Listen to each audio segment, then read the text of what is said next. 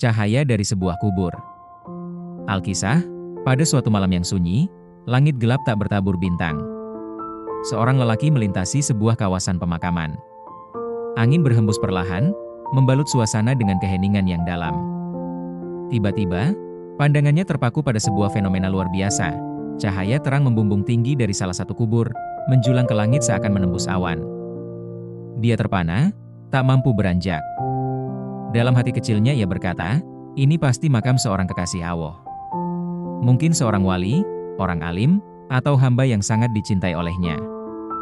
Dengan penuh tanda tanya dan rasa kagum, lelaki itu mengambil sebatang kayu lalu menancapkannya di atas kuburan bercahaya itu, untuk menandainya.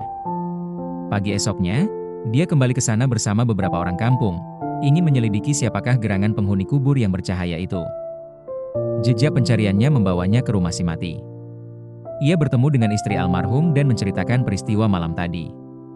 Betapa terkejutnya si istri mendengar hal tersebut. Ia menggeleng tak percaya. Suami saya bukan siapa-siapa. Dia hanyalah seorang petani biasa. Dia bukan seorang ustadz, bukan kiai, bukan guru ngaji, bahkan dia tidak bisa membaca Al-Quran, ucapnya, dengan suara lirih bercampur kebingungan. Lelaki itu terdiam, lalu bertanya, apakah ada amalan atau kebiasaan unik yang sering beliau lakukan semasa hidupnya? Sang istri termenung, lalu perlahan menjawab, ya, ada satu hal yang dia lakukan setiap malam. Sebelum tidur, dia selalu berwudu. Lalu masuk ke bilik kecilnya, mengambil Al-Quran dari rak, menciumnya penuh hormat. Dia akan memeluk mushaf itu dengan penuh kasih sayang, seperti sedang memeluk sesuatu yang paling berharga di dunia. Dia akan membuka lembar demi lembar, meraba ayat-ayat suci itu dengan jemarinya yang kasar, seolah membelainya dengan cinta. Dia tidak bisa membaca, tapi dia selalu menatap Al-Quran itu dengan mata yang penuh rindu. Kadang, sang istri mendengar suara tangisan lirih dari balik pintu. Rintihan hati yang merobek sunyi malam. Ya Allah, ampunilah aku. Aku tak mampu membaca kalimahmu. Tapi aku sangat mencintainya, aku mencintaimu dengan segenap jiwaku. Wahai kalamullah, maafkan aku. Aku tak mampu membaca ayat-ayatmu, tapi aku ingin bersahabat denganmu. Jangan kau menjadi saksi yang memberatkanku di hadapan Allah kelak.